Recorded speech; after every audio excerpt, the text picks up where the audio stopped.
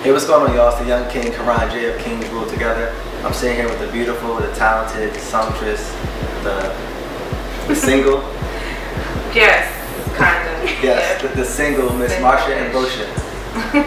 How you doing, man? I'm good. Good. Single-ish. Single-ish, yes. It's definitely an honor to be in your presence right now. Oh. You are definitely, an inspiration to me.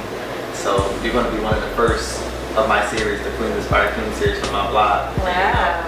I'm pretty much highlighting women who I'm inspired by, and also women who will be inspired by other women and other guys as well. That's on my blog. So beautiful. So for that, I'm honored. Thank you. Let's talk about your first single as a solo artist, Cheat on Me. It's the longest title in the history of mankind, which is what I was going for. I Hope She Cheats on Me with a basketball player. Okay. And it was unintentionally my first single. I didn't do it to be a single. I was actually streaming with a bunch of my fans that have actually named themselves the Martians. And we were having a discussion about relationships and, cheating and heartache, and would you retaliate if you were cheated on, and how would you feel if you were the person who cheated, like that type of stuff. And I started a freestyle, which was the first verse of what now is that single. Okay. That's why I'm always single-ish. It was never going to be a single, but Hot 97 got with a bit, and before I knew it, I was playing in between Drake, Rihanna, Eminem, and everything that was popping that week. And my song was on the radio, and I didn't know that was going to happen. So I found the song hilarious, and people that don't know me, I guess, were taken aback by things that I was very verbal about. Some things are just what they are. Yeah. Some women get bitter about moments like that, and it's a bitter moment. I hope she cheats on you with a 6'9", $100 million making man that would get on your other man's nerves. Because if it was just regular Joe Schmo that works at Wawa, you could possibly beat him up, and it defeats the purpose and the jealousy aspect. I wanted to push the envelope on making you feel as bad as you could about breaking my heart. There you have it. Okay, so my next question pretty much is about you was nominated for a Grammy for R&B Song of the Year, correct? Okay. How was that feeling? And also, I know it was produced by Just Blaze. Also, you wrote it, co-written by another Philadelphia native, Sterling Sims. Yeah. So what was that, transition about coming up with your second single? Far Away. With Far Away, I recorded that before I recorded Hope She Cheats. It was never a single. I don't work that way. I go into the studio and create the music. I'm not in there going, this one should go to radio, this one should have a video, or that's the last thing I'm thinking about. I'm thinking about what happens within the moment, and Just Blaze and myself and 1500 or Nothing, the production team as well, that were working alongside Just Blaze. We've all been cool, so we've all been working that week and made a lot of records that we thought were amazing, but it takes time in the industry when you're setting up your record and then you're trying to figure out what would be the single. And Far Away was just another one of those songs sitting there. And like I say, I speak from the heart. I speak from the moments that everyone overlooks. Like, if you really miss someone, you really miss them. And no one sings that way anymore. There's no sincerity in it. So as soon as you pull your heart out on a record, it's something that people feel. And that happens by itself. That's the organic part of music. You can't fool the consumer into believing that, okay, Far Away was just another love song. You knew there was something about that record that was true. And that's the difference. When I'm in the studio, I just want it to be true. And let's go back a little bit. You're from Liverpool. Mm-hmm. Okay. So what made you decide to come over to Philadelphia? And how was Philadelphia when you first came? And how is it now to you? Well, coming all the way from Liverpool, I was born and raised there. I moved to London at an early age. I got to Philly by ways of a free trip. I mean, someone bought my flight and took care of accommodation from Philly to Atlanta, actually, first to do a poetry gig. And then a friend of mine was playing basketball over in Jersey, had a tape cassette, not a CD, a tape cassette of a performance I've done in London, and played it for promoters out here who flew me to Philly. And myself and Natalie Stewart, what was then Flowetry. So we got here on a free trip, and I just kind of fell in love with it. Met all the right people, the production team at the time, a touch of jazz, Dre, Vidal, Keith D, and Ivan Carmen. And I was like, this is amazing. Philly's amazing. Like Jill just recorded her first album, Bilal was recording, music just had a single out, Just Friends, and I'm like, that's what I want to do. And 12 years later, I sit here saying, that's what I want to do.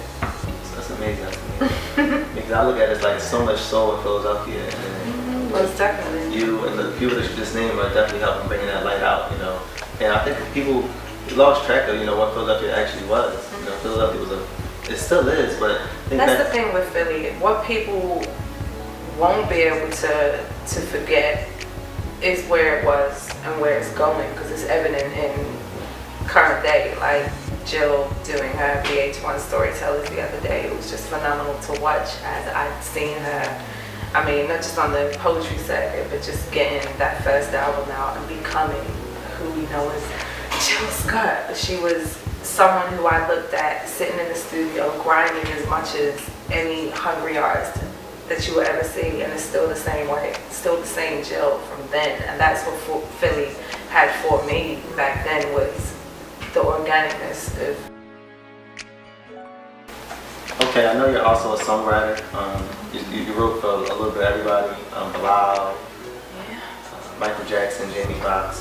What was it like, you know, writing for a legend, Michael Jackson, and then actually this comeback song after a while? Now, for me, once again, and I don't want to ever belittle any situations, because even you being able to ask me what it was like working with a legend is crazy. There's only so many people on earth that you could be sitting here with right now. It's like I'm Quincy Jones right now. It's like I'm Paul McCartney right now. You know, I'm one of those names to work with the king. Now, on my end, Butterflies was never intentionally made for Michael Jackson. I wrote it about a guy that worked at McDonald's in London, and I had a crush on him.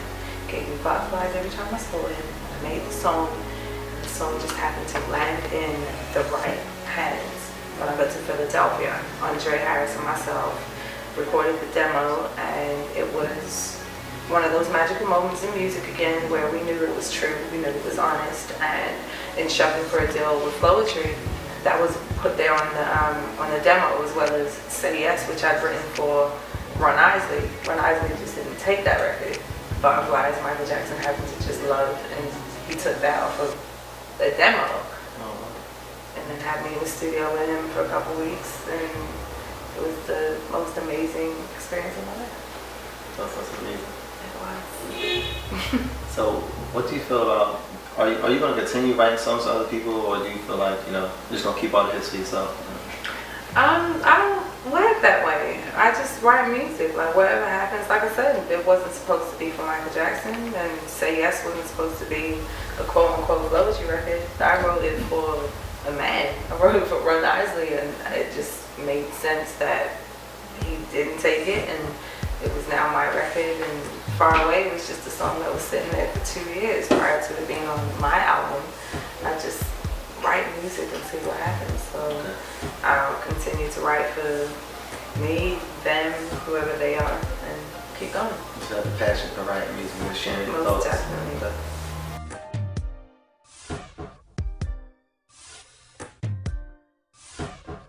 So how was it coming from a group to a solo artist? Was that something that you always had a passion about, is becoming a solo artist? No, I was always a solo artist, as well as Natalie. We just found things that worked creatively together, which made Flowetry. She was always the flow sister, I was always the songstress, and collectively, we just managed to find something that worked. So when it was time to do what I needed to do, that was a forced situation. She left the group, so I was left at the label to kind of pick up the pieces, but without what that unit was, I never wanted to venture into another group. So I was like, oh, I'm alone? Cool, I'll go and write for other people, which I got to do with Dr. Dre and that situation. And then when it was time for me to do my project, I wanted to do it on my terms. I wanted to be with a label that I understood. I wanted to executive produce my album. I wanted to write and produce my record and work my record the way I wanted to do it. And it worked. good. Okay, so what's some things that you would like to tell some young kids out there who's, you know, want to be a singer or just an entrepreneur? What words of inspiration can you give to that person? Kids out there, this is Marsha Ambrosius speaking, and if you want to be anything, you can, like whatever that is. I wouldn't advise you anything other than being yourself. The power of individuality is key. The fact that you have your own voice, whether you're saying something that someone's already said, it's coming from you. So it depends on what your intentions are, or where your heart is, or how powerful you believe you are in your word and in your intent. So just go forward and believe that you are all that you can be. Sounds so cliche, but when you apply it to your life, it's real. And here I sit talking about it. There you have it. I definitely want to thank you again for, You're welcome. you know, just giving me the opportunity. I'm speechless, you know, because just by me talking to you, you know, just it opened my eyes a little bit more. And even about you, you know, your music is very, you know, intellectual, and it's like it's a lot you can get from you listening to your music, and then just talking to you in person. Right. It makes it really comes together even better. So I appreciate that. Thank you. It's just like, who would have thought that Hope She Cheats on You with the basketball playing was so deep. Yes. And I was actually standing up for all women that ever got an unintentional sex tape released to the public. Because who doesn't have I don't know, I have naughty parts on someone's phone somewhere. It's just that no one ever leaked it. It happens to people. And I'm commending all women that could stand by their decisions, whether right or wrong. I'm standing by every man who ever said that I messed up, I broke your heart, I'm sorry. This is Curran J of Kings with together, my first edition of the Queen Inspired King series featuring Miss Marsha Ambrosius. It was a wonderful experience. You know, you can definitely find more of her work at Marsha. Where can you find work? Well, go to iTunes, get Late Nights and Early Mornings, the album. It's available iTunes, Target, Amazon, wherever you can find it, go get it. You can follow me on Twitter. It's twitter.com/Marsha Ambrosius. That's MarshaAmbrosius. I do follow back. However, if I look on your page and you've tweeted 1,000,000 times, but you have 10 followers, I'm not going to follow you because you're just going to mess up my timeline. But I will see your tweets, and I promise you I'll tweet back everything, but I'm not doing that ever again because you mess up my timeline. You know who you are. And Facebook, the same thing. Facebook.com/Marsha Ambrosius. You heard it from her. Follow her on Twitter, follow her on Facebook. Make sure you buy the album and her second album when it comes out. Thank you for having us.